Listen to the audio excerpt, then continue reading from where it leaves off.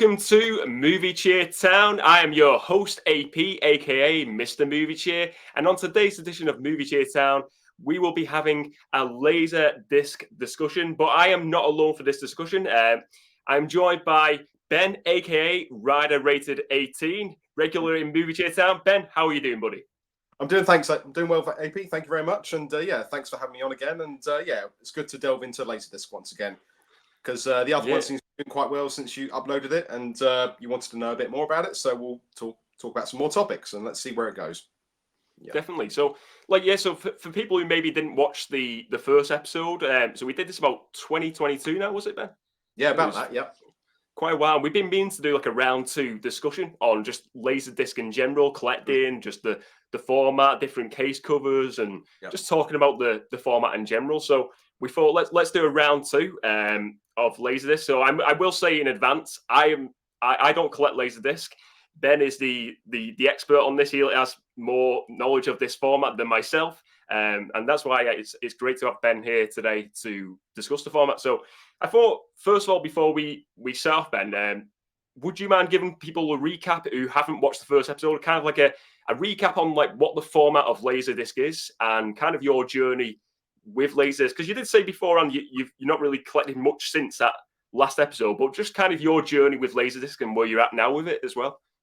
Yeah, basically, LaserDisc is a obsolete video format. It's basically a giant DVD. That's probably the best way to describe it. Analog picture, digital sound, 12-inch sleeves, and basically it was kind of like the super VHS compared to VHS, if you want to call it that.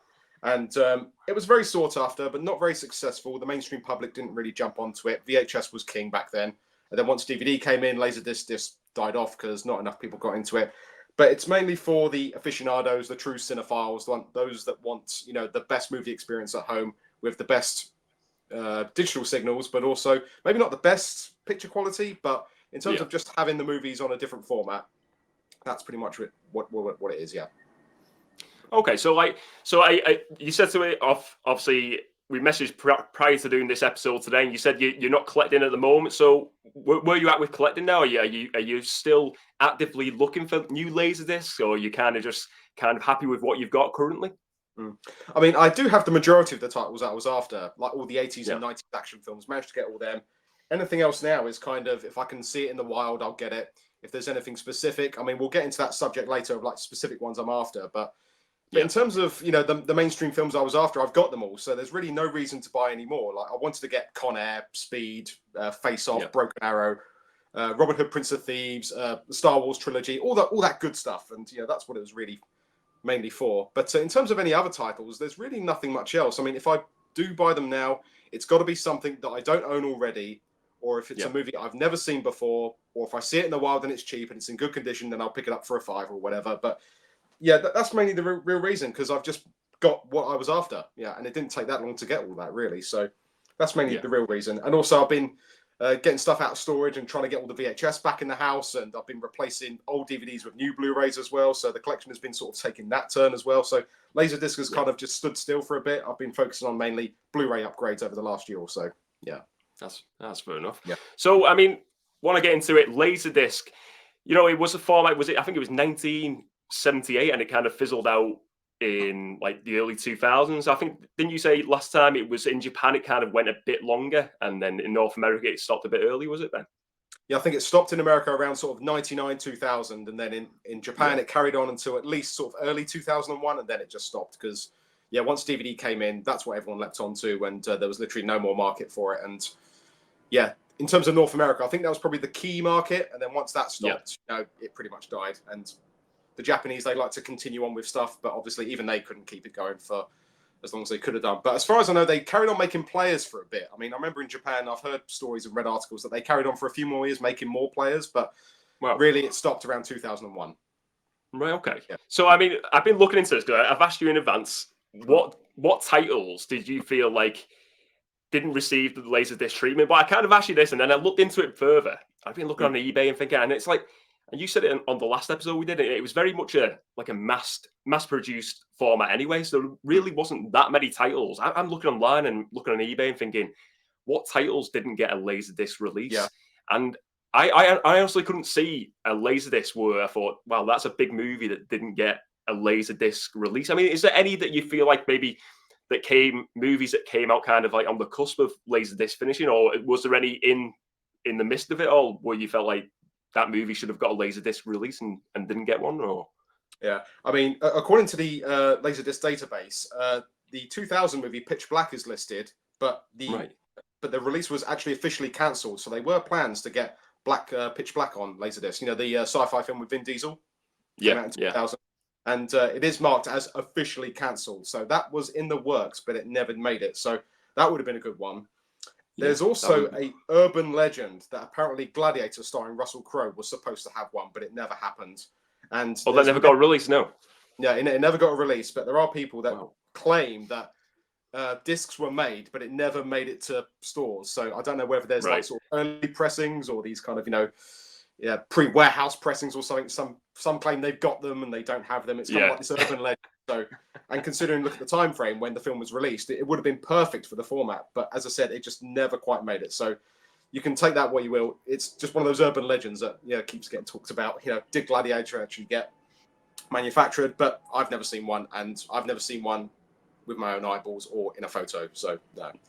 Yeah, it's bizarre that when you hear about, because I listen to like toy collecting, wrestling figure collecting podcasts, and when I hear about like things where you have like a certain wrestling figure that was never released, but there's like the prototypes, and it's a similar thing. And you think, then you're kind of like thinking, is this a legit release if you do find one in the wild? And then I think it's cool though that there's kind of that thing where you've got the releases potentially out there that were made, but they weren't actually officially released, and there's only a small number. It's Yeah, there's a few more titles that I think probably just missed out. I'm talking about movies that came around sort of 2001, 2002, 2003, early 2000s. Okay. I do think that one that would have been amazing would have been the first Fast and the Furious movie from 2001. Yeah, that just missed out. And I feel, because that's really the only good one. Sorry to disappoint you, but I think the first movie is the only good one. And I think that would have suited the format with the audio and with the car racing and all the car stunts in it. That would have been a good one. Yeah. Also, from 2002, Sam Raimi's first Spider-Man, I think that would have been a good release on the format. Oh, that would have been so good to have an early Marvel film on there. Because I know the first X-Men movie got a Japanese release from 2000. Right, okay. That did get released. But Spider-Man from 2002, just missed out. That would have been really cool. Can you imagine the artwork on that one? That would have looked... I know. It's, that's the thing. Is I always for me, it's when obviously seeing the ones that you've shown on your Instagram page and the ones you showed me in the past. I think it's always the artwork. Obviously, people enjoy the format, but I think that the artwork's a big part of it as well. Just like to see what they would have done for the LaserDisc of a Spider-Man. I was thinking of as well, like Fellowship of the Ring, because that was 2001. And that was the next one I was going to mention. Yeah, the Lord of the Rings trilogy. I mean, that would have been mega. I mean, the artwork on the stick would have been incredible.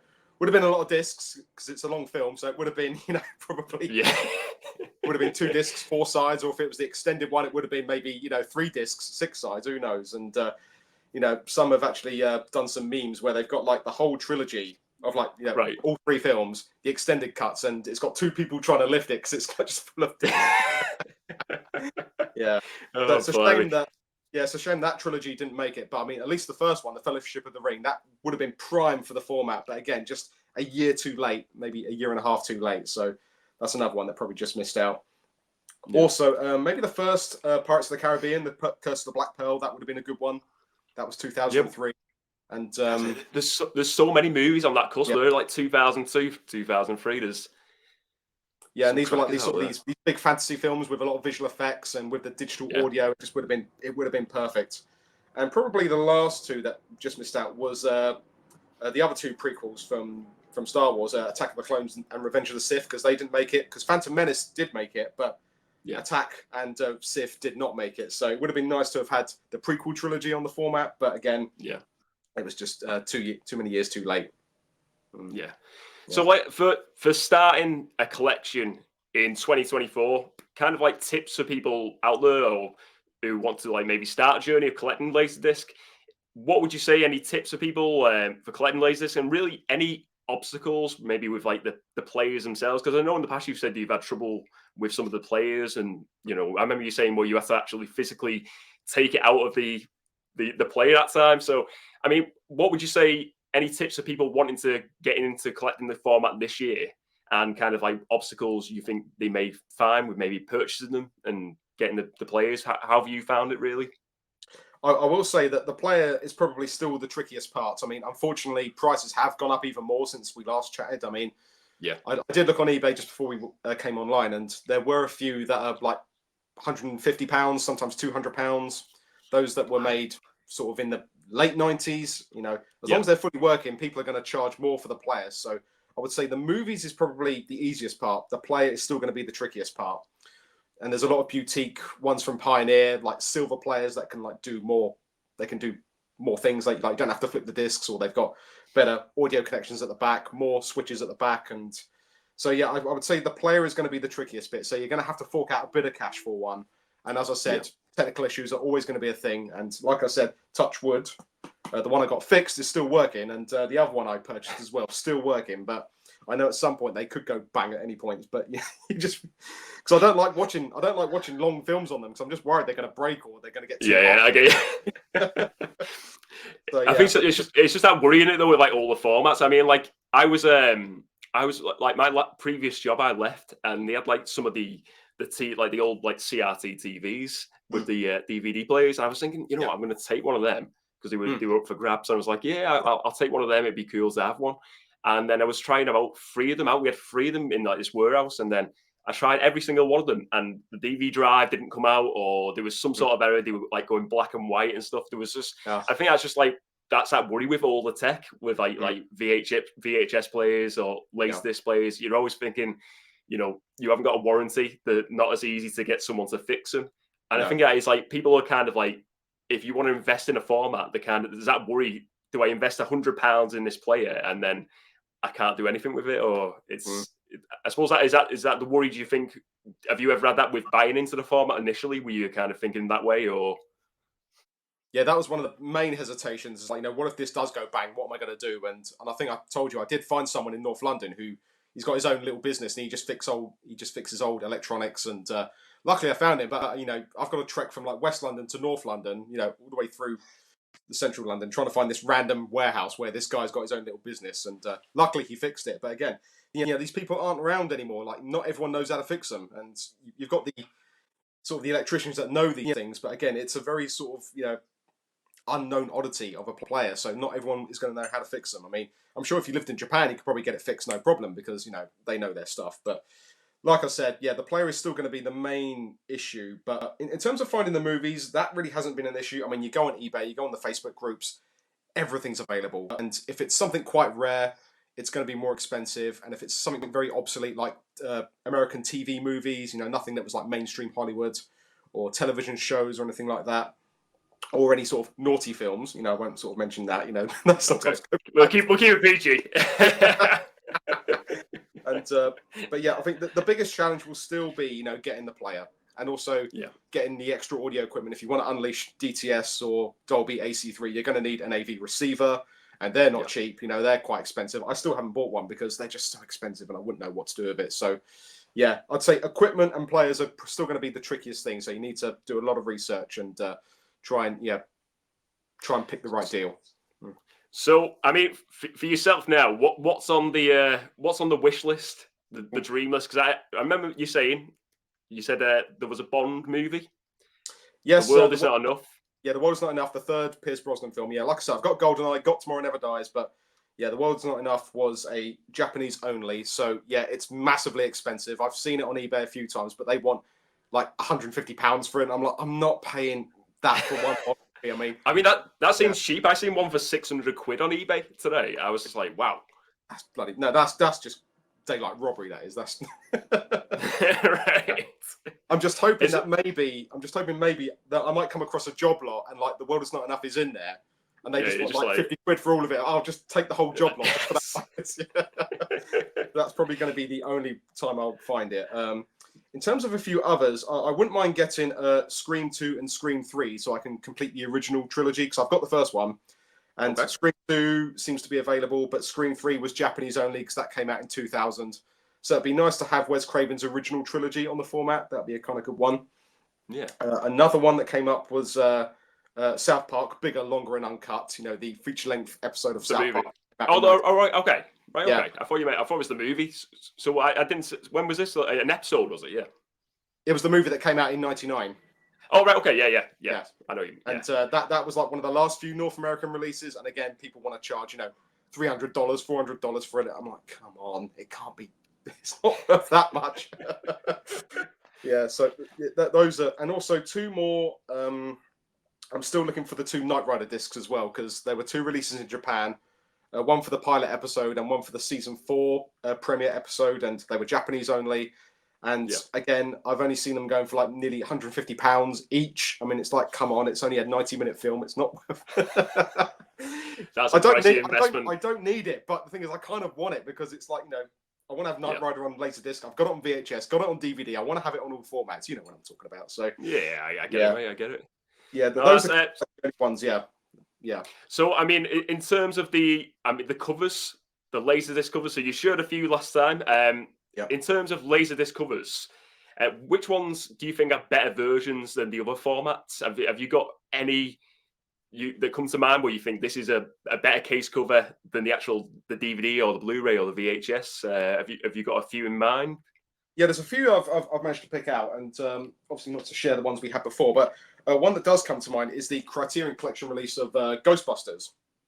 Oh, right. Okay. What I love about this one is that for the first time on the cover, you've got all 4 of them in shot there, including Winston. And Winston's always taken off these covers, isn't he? And plus you've got the logo, Ghostbusters. It's not just the symbol. I mean, the symbol looks cool, obviously, but to have all 4 of them in one shot here at the most badass moment of the film, I mean, how cool is that? All 4 of them in one shot. That's ace. Yeah. I like that. I've never seen. I mean, the VHS was always just like the Ghost logo, wasn't it? As far as I know.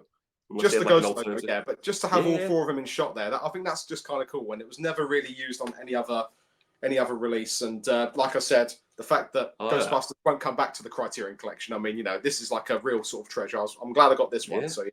So this is one always yeah, and just have Winston there as well, because he always gets put to the side, doesn't he? In terms of another one, I haven't seen this on any other release. The Robin Williams film Jumanji. Now look at that one. Oh wow, I love that. That is brilliant. I mean, I've got the DVD, and that is the DVD cover is nice, but that looks like the board. It looks like that's wicked. The board, isn't it? Yeah. I haven't seen this used on any other release, because I went through all of them and seen no, I've got that. That's on that one. But yeah, this one there's not even a steelbook of this. I mean, just look, that's literally all that detail. Look at that. That's what I like about case covers. That is a beautiful cover. What's on the back? Is there anything? There's a gatefold in this one as well. I mean, just look at that. You've got all these pictures, all the production notes, all the chapter stops. It's all in there. And look at the artwork on the back. Got the rhinos on the back as well. Yeah. Yeah. Even the back cover. The back cover is similar to the DVD, but it just looks more detailed and it looks cooler. The logo looks a bit more. It pops more. I like that. I really like that. The fact that it's not on a steelbook is criminal, really, when you think about it. I mean, just that's a really good. That'll make a good canvas, wouldn't it? Yeah. Oh yeah, definitely. Yeah, that is superb. I love that. That's brilliant. And also sticking with some James Bond stuff. I mean, this cover of GoldenEye I think is quite cool. Because you've got Brosnan in the centre. You've got both Bond girls, next to him. You've got him running there. You've got all the explosions, the car stuff, and all the explosions and all that. I mean, most of the GoldenEye posters are good, but again, I haven't seen this on any other release anywhere else, and it just stands out. I mean, that's quintessential Bond right there. That's 90s Bond in a nutshell, isn't it? Yeah. It's just classy as well. It looks amazing. It just pops. That's brilliant now. And just on the back, you got that cool picture of the tank chase. That's just bonkers. It's so good. But yeah, this is another one that stands out. It's just having him and both Bond girls in the shot. Yeah. I like that, Ben. That is very cool, mate. Just trying to think, because I showed Terminator 2 last time, but I think also the Terminator as well. I mean, I don't think I've seen this on any other new release recently. Like the classic photo of Arnie with the gun and the sunglasses. I don't think the Blu-ray's ever had this cover, at least not the UK version. Yeah. It looks kind of I think, is that like have they sort of like done an art sort of like a glossy effect on it? It looks kind of like a bit from here where I'm watching it. It looks a bit like arty, like it's like kind of been drawn. Maybe a little bit. And I know the VHS had a cover similar to this, but the fact that it's him in full center with the gun, with the sunglasses, I mean, that's just perfect. And what I love about this one is that it does have the original mono soundtrack on this one because that's all been changed for the Blu-rays. You know, they like to fiddle with all the sound effects and the gunshots and all that. So the fact that it's got the original mono on here is, it's just brilliant. I mean, that again, quintessential Arnold, just like the second one. It's perfect, isn't it? Yeah. That is brilliant, mate. I really like that. I think it's like I said, all of them they're all got that unique. I think that's the thing I like about this. The ones you've shown me, they always seem very unique to the other case covers. And don't get me wrong, there's probably some that are better on other formats, but the ones like them ones, like that Jumanji one, that's just like, it's just completely different to what you were getting with the DVD, with the VHS. And it's just, like I said, it's more of an art piece. If you can put that in a room, and it really just it looks incredible. Like, it looks really great. So I mean, thanks for sharing them with us as well, Ben. I appreciate that. That's great. We had I put out a question sort of out to the Movie Cheertown community to get a few questions in for this. So Gareth from Video Tasties, I know you know Gareth. He's a top guy. Been on his channel. You've been on his channel a lot. And he said, "Are there any LaserDisc films that look better than the Blu-ray release?" So I mean, in terms of the outright picture quality, no. Yeah, the LaserDisc, in terms of its picture quality, it's never going to be up there with Blu-ray. It just can't do it because of the analog settings of it. I mean, the only way a LaserDisc can probably be on par with a Blu-ray is probably if it's done through a projector. I mean, that might make it look even better. I mean, through the standard new TVs we've got now, even old analog TVs, they might look okay. But the only way a LaserDisc can probably really pop is if you put it on a projector. And I don't know how much one of those is going to cost, but if you want it to look really as good as it can do, maybe a projector is probably the best way to get the picture as good as it can be, because that is as authentic as it can be. But I will say, in terms of like the audio, I think a lot of LaserDiscs can rival Blu-rays in terms of the audio. There's a lot of DTS audio and Dolby AC3 that sound really good. So really, in terms of picture, no. But audio, probably up there. Probably on par with Blu-ray in terms of the audio settings, So I think that's the thing you've always said, like it's like a super VHS, but I think a lot of people like it, like yourself, for the audio quality. The audio's obviously is a step up.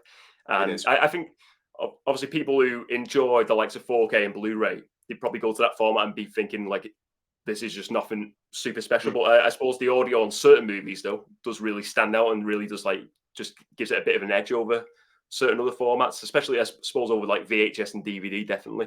Would you say? Definitely.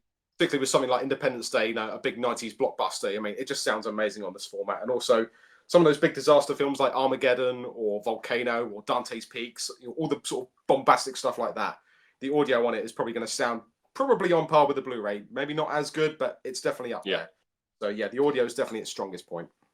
Yeah. So like, how are you integrating it to your current setup then, Ben? With like, I mean, on your TV stand, is it obviously these players are pretty big, I imagine, as well? Yeah, I mean, I use one of these. It's a SCART to HDMI adapter. I'll just bring it up there. Right. You can buy these from pretty much any electrical store. I got this from Curry's PC World like ages ago. Right, okay. And it's got like the SCART, because it runs through a SCART cable, and then it sort of transfers it into there, and it's got like an HDMI port on that side, and then you should be able to get the picture through to a modern TV. But unfortunately, the results can vary. It depends on the disc. Sometimes you will have to do picture adjustment on some of them, because some of them can be a bit too dark. I don't know why that is. Yeah. Maybe down to the flat screen. Maybe the flat screen is too advanced for it. I think if you watch it on an older analog TV, it might look a bit better. Okay. But if you can just get yourselves one of those, to literally get started, that's probably the most basic way to sort of see them. I think there are other ways to get enhancers, via AC receivers. And also, I think there's some devices that you can get that you can adjust picture settings between TV and player. So if you really want something quite advanced, you're going to have to fork out some cash. But if you want something basic, just so it can work, just get one of these. It does the job. They cost about £15-20. They're not much. Yeah, that's well worth it. Have you got like so what sort of TV are you putting into? Is it a HD or 4K TV? Yeah, it's a 4K TV. It's one of the Samsung ones. Yeah, QLED ones. Quite recent. Yeah. And a lot of the time they look okay, but a lot of them do require picture adjustment. Yeah, so it's always going to be. So as you're watching it, you're trying to sort of increase the brightness, lower that, do this, do that, and But 9 times out of 10, there are a few that actually do work. I mean, like Time Cop with Van Damme, I could put that in. It looks fine. Put Terminator 2 in, looks fine. But it's just it really depends on the pressing, and it just varies. You're never going to get a good picture unless you just keep adjusting. So that's probably another little nitpick you've got to you just got to deal with it. Yeah. Do you think they would look better on the like the CRT TVs, like the older TVs? And do you reckon it's probably if you use it on obviously the technology of the time, do you reckon it would look better, or Probably. do you reckon like modern technology kind of like pulls it back a bit? Yeah, I'd agree with that. I mean, I haven't seen it with my own eyeballs, but I can believe if you watch it on an older TV, it will just look a bit better. If you watch a VHS on a little tiny TV, it looks fine. Yeah, but if you watch a VHS big flat screen, obviously you can see some imperfections. But yeah, if you watch it on an older TV, it will look better. Yeah, it's like with video games, isn't it? Like everyone says, like they use a CRT because if you're playing the SNES or the Mega Drive, it's always meant to look better on a CRT TV because you're getting it of that time. It's meant to like looks better. I mean, I always find I play like retro games on newer TVs and they look fine, but I suppose it's that nostalgia aspect as well, just getting that feel of what it would have looked like at the time. And how you remembered it being. Obviously, at that time, you really sort of like first got into something like that format. But it's that's cool. So it's cool that you can integrate it though with your modern. I think that's great. The little switch you've got there, so you can put it into like your modern setup as well. Is it quite bulky? Have you just got it on the stand, have you, Ben, as well? Just like is it on TV stand or? Yeah, it's in like a sort of a cabinet where I've got like the VHS player, the LaserDisc player, the PS4, and like the Freeview box and all that. It's just a basic thing you can buy from Argos. But yeah, it is quite heavy, and you're gonna have to sort of shove it in like this, and you've got to sort of push it in, and it literally just about fits. There's not much clearance between the top of it and it can be a bit of a stretch. Yeah, you've got to make sure that you get it. Yeah, it works. Is it a makeshift, but it works? it slides in perfectly fine. Yeah, but there's just not much clearance between the top of it and the top of the cabinet. And also the good thing is they've got the circular bits underneath them, so it's like on a stand, so it's not completely flat on the surface. It's got like 4 separate pillars on it, so you can actually sort of stack it properly. And if you were to like put another player on top of it, that would be fine because it's got the 4 different feet on it. So yeah, it just about fits. Yeah, that's good. So I mean, like in terms of preserving LaserDisc, obviously I can see you've got like them. Have you got like them cases on them then? Yeah, I got these plastic sleeves. Yeah, like you can buy these from HMV, and right, okay, they're like 10p a sleeve, and I've got this one for Independence Day, and it's just a sleeve. Just put it in that, and that preserves it because they're 4 vinyl records, but because they're the same size sleeves, you can And I bought about I bought about 20 of them, and they're like 10p each. Yeah, so they're easily available, and it just preserves them so you don't dink all the corners on them and anything like that, and it sort of keeps the moisture out and keeps the dust out as well. So yeah, I do need to buy maybe another 5 or 6 more, then all of them should be covered. But yeah, you can easily get these from HMV, no problem. Yeah, these case covers here. Yeah. Have you got like a long-term plan for them? Like would you like to have eventually put them on the wall, displaying them a few on the wall, like maybe, or having like a few of them scattered around the movie room more so, or what's like your... That would be ideal. I mean, it's not easy with the way the living room is set up. There's not really much wall space here. I mean, if you can sort of have a straight bit of wood, and you can sort of just have them sort of lined up like that, 1 here, 5 along. Maybe you might do that. But overall, in terms of like having them all stacked like this on the bottom shelf, I mean, it's no real big deal. I mean, as long as they're on a lower shelf, I mean, if I was to get like one of those iPhone stands where you can like sort of just prod one like that, then do that every once in a while. But yeah, it's just best to keep them low and keep them, away from heat, and just keep them low down because it will sag with too many on there. Freaking so heavy. Yeah, I want to kind of like finish on the LaserDisc discussion with one final question, really. Yeah. If they were going to do so, say you got someone out there who decided they want to kind of like invest in making LaserDisc today, a big company, and they wanted to do a 4K or a Blu-ray, just a modern release on modern format DVD. I mean, what movie? A modern movie on LaserDisc. What modern movie would you like to see? Kind of have the LaserDisc treatment. So, it can be any movie, and kind of like your reasons for it would be like particular like a soundtrack, or just to have the cool cover to see what they would do with a LaserDisc cover. Is there any you've got in mind, Ben? Yeah, I did sort of think about it, and because there have been a few things going on recently with a lot of horror films, and some of them have been getting VHS releases. I think there was like one of the Evil Dead films just had a VHS release in North America, like just for a limited time. Hey, you can get it on VHS, Yeah, so they do it. Yeah.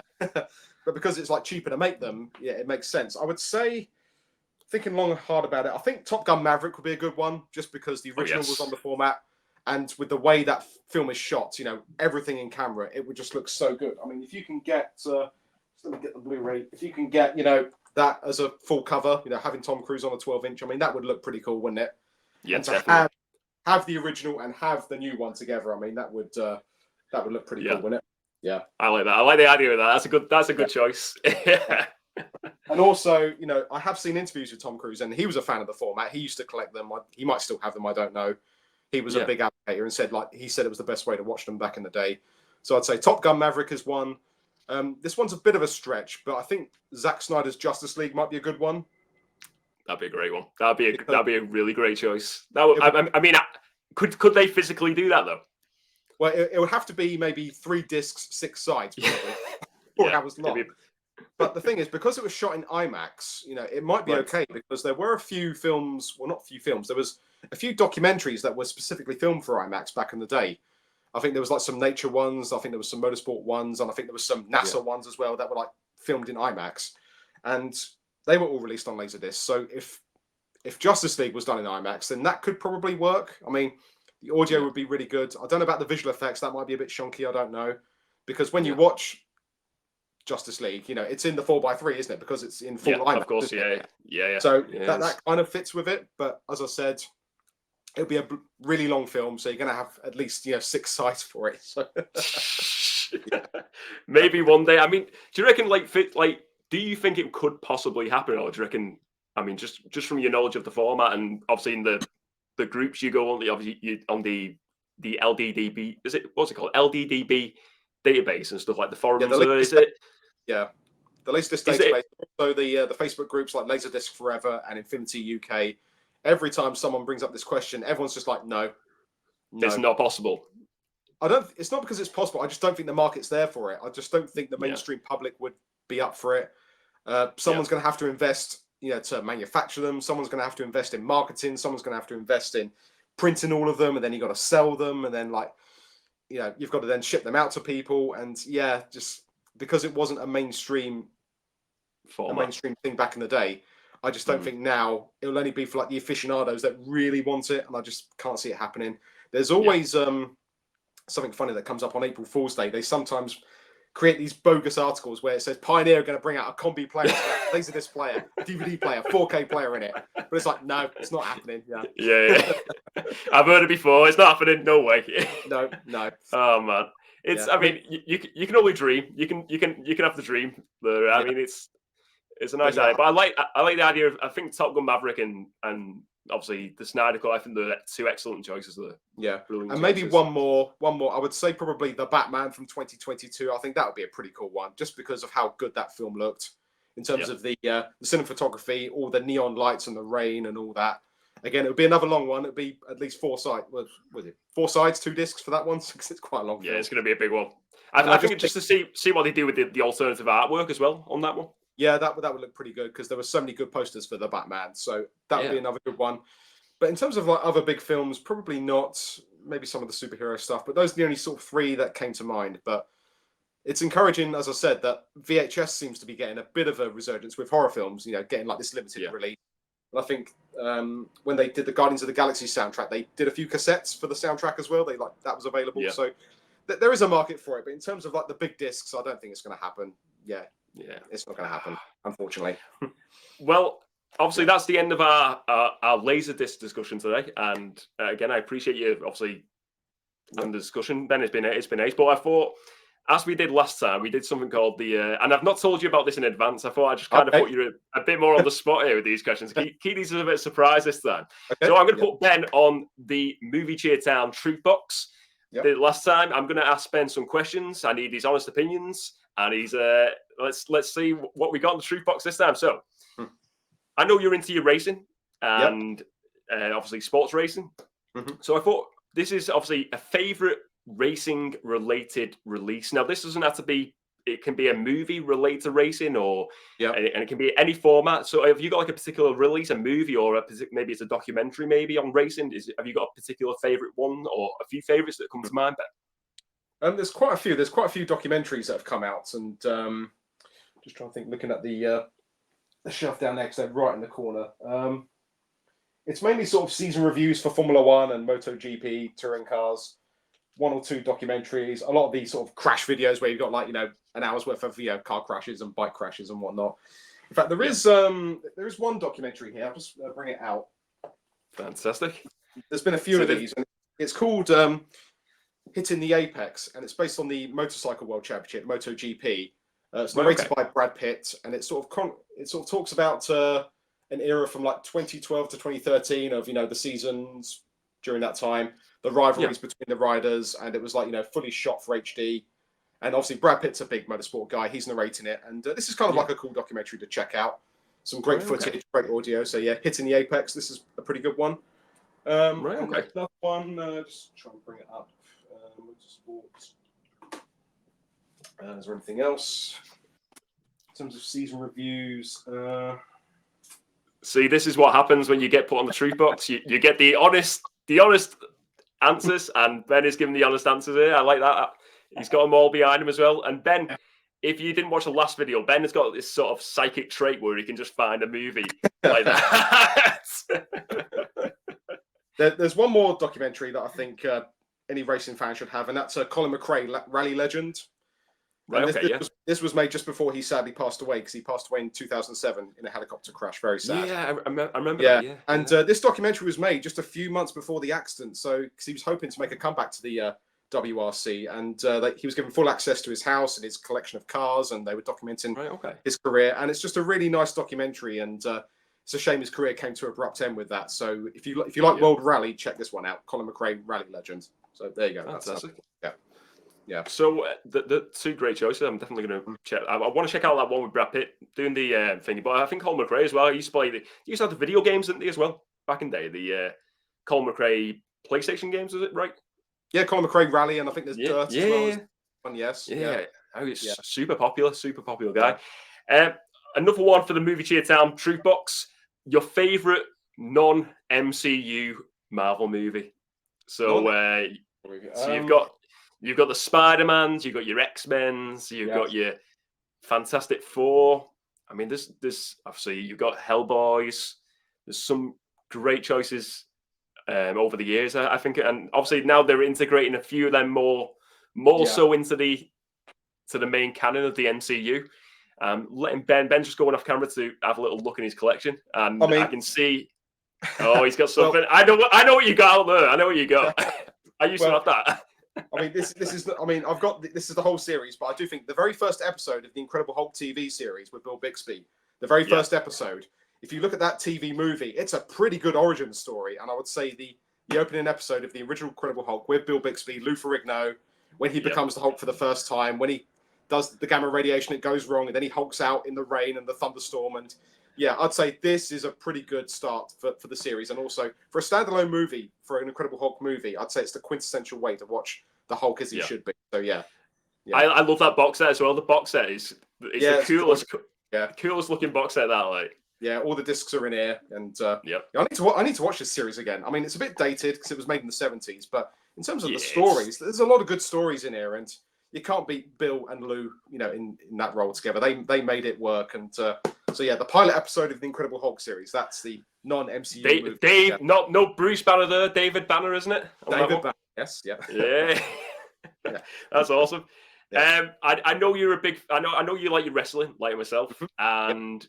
Obviously, what do you think of wrestling at the moment? Are you enjoying WWE? Are you watching it recently, or? Yeah. I mean, I'm not watching it religiously, but I still sort of check in as to what's going on. Like, there's a few people online that I follow, like WrestleMania and Brian Zane, Wrestling with Regret. Those that report on it, what culture and Cultaholic, they talk about it as well. So I'm always sort of interested in what's going on, but I'm not watching it or paying for anything. I'm not paying for the network or anything like that. But no, I do see clips, weekly about what's going on and who's doing what, and any interviews with some of the older guys. And so I'm still in touch, but I haven't watched it religiously for about maybe a good 8-9 years, maybe. But I'm still in touch with it. Yeah.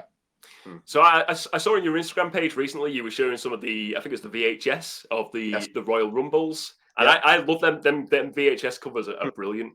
But I mean, have you got a favorite release of like a WWA, WWF, or even ECW, WCW. And so have you got like any favorite documentaries or favorite pay-per-views over the years that you kind of like on physical that you really enjoyed? And yeah, have a look. I mean, this is probably a recent one, but you can't. This documentary, The Last Ride, The Undertaker. I mean, this was such a great documentary series. I've still not watched that. Is it good? You've not seen it? Get it, man. Get the DVD. Yes. Get it now. I've heard good things. I have heard good things. I've just not got around to watching it yet. But it's so explain this one. Is it? It's just like it's obviously the Undertaker retiring, isn't it? It's just like is it kind of like the journey of just talking about his career? Is it or? Not really his career. It's pretty much. It starts off after WrestleMania 30 when he had the concussion and he lost the streak, and it then follows the next few years of him trying to get that proper retirement. But obviously the matches weren't as good as he wanted. You know, the injuries were still coming.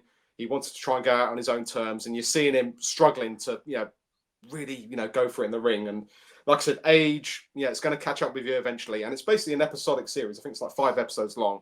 Yeah, it documents from about 2014 to the final match he had with AJ Styles in 2020, like that boneyard match that he had. It's that was ace. Yes. But as far as I know, this series is still available on DVD. So go on Amazon or go to your HMV, find the copy now. You can get it on DVD as well, not just Blu-ray. Yeah, just watch it. Just get it now before it's gone forever. I'll definitely have to watch that, mate. I mean, there was one always back in the day I used to always watch is the ECW.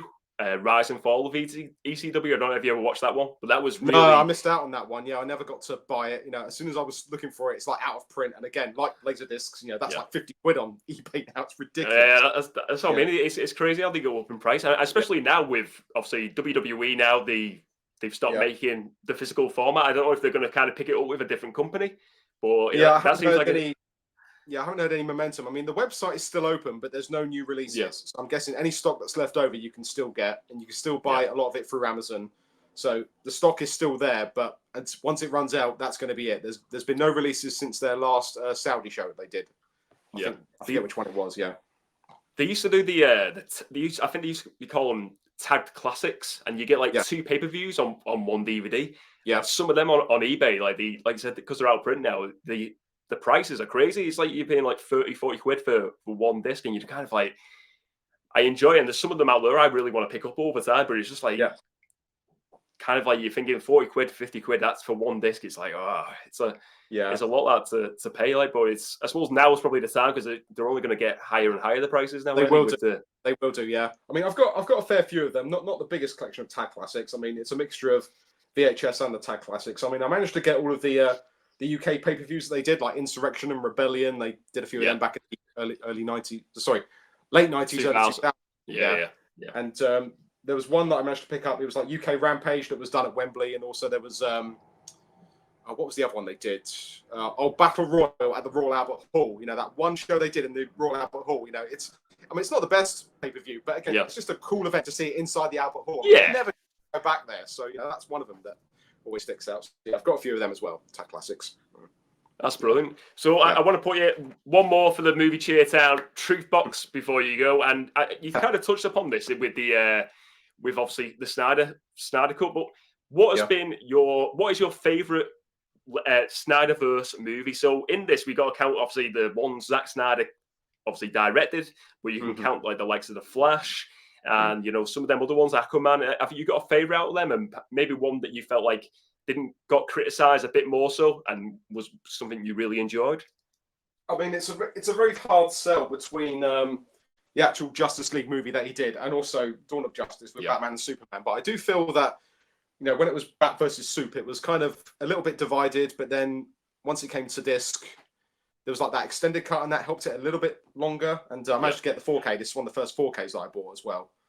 And I like that one. I really like it. And like you said, the extended version of that I thought was really enjoyable. I thought it was. I mean, it's still not perfect, but I think the extra scenes I think helped it a little bit long. Yeah. But the problem is with it is that I don't think it was intended to be a trilogy, because originally Man of Steel was just going to be Man of Steel. That was it. It was going to be one Superman movie. And then the MCU was gaining momentum, and then DC were like, oh, we need to catch up. So why don't we do Justice League now? And it's like, well, you can't really do that. We need Man of Steel 2, and then we need Ben Affleck's single Batman movie, and then you put them together. But you can't just brush them all in together. So I think they did rush it, and I think they jumped the gun too much. But I don't think it was probably originally to be a trilogy to begin with. Yeah, like you said, I think they really just looked at what Marvel were doing, kind of for let's try and copy that formula, and it just didn't work. They were doing it at a slow pace as well. They built it up over years and stuff, and it didn't work out. What do you think of the Flash? Did you enjoy the Flash? I enjoyed it. Yeah, it was great to see Michael Keaton back. I mean, I know Ezra Miller. I know he did naughty things outside of the film. I know that, but overall, that didn't really affect my enjoyment of it. To see Keaton back for one final time, it was fine. Yes, the visual effects were a bit shonky, and they was kind of a bit sort of, I don't know. But overall, video gamey. I didn't mind it. But just to see Keaton back, I think was the main selling point for this one. There's no. I can understand why people didn't like it. I know why people don't like the lead actor as the Flash, but just to see Keaton back for one final run, I think was good enough, and it served its purpose. And then by the time it ends, you realise that this universe is doomed. You're not going to save it. You've got to literally let it go and just leave it be. So I don't mind it. It's fine. It's fine. No, I enjoy it. I didn't mind the Flash. I think it got panned, like you said. I think a lot of it was obviously more so with what was going on outside the movie. But I think as a movie alone, like you said, Keaton was amazing to see him come back, and I think we might never see that again, because he was obviously, we had the Batwoman movie as well. The Batgirl movie that got cancelled, and he was that's never going to be seen. Yeah, that's just like that blows my mind that there's a whole movie out there that just like is in some vault, and it's never gonna. Maybe in the future it'll come to the light of day, but it's never seen it released. But that is obviously, I appreciate you taking to the movie Cheertown Truth Box, Ben. Appreciate that. But I just want to say thank you very much for watching this video today, ladies and gents, and thank you for joining this discussion on LaserDisc. Let us know your thoughts on LaserDisc collecting. Do you collect LaserDisc currently? Is it a format you're wanting to get into? What are your memories of LaserDisc? Let me know all your thoughts. And I just want to say a huge thank you to Ben again for joining us on this discussion today. Ben, where can people find you online? Where's the best place? Yeah, as before, just pretty much Instagram, rider_rated_18. That's pretty much the only social I'm active on. I mean, I have Facebook, but I don't really use it anymore. It's pretty much just Instagram. That's where I'll post what I'm watching, and just general discussions and the occasional live stream. I haven't actually done one for a while, but if you want to follow me, just follow me on Instagram. That's where you'll find me. I'm always there. Superb. Well, thank you again, Ben, for obviously. I really appreciate you coming on for this. I've enjoyed the chat. I've enjoyed finding out more about LaserDisc and just see more of these great covers as well. I think it's a really cool format, and I think anyone out there who does start collecting it, I think it's a really, I think it's a great format for any movie fans, definitely. But thank you very much for watching, ladies and gents. Remember to spread a bit of movie cheer, and as always, we will see you next time.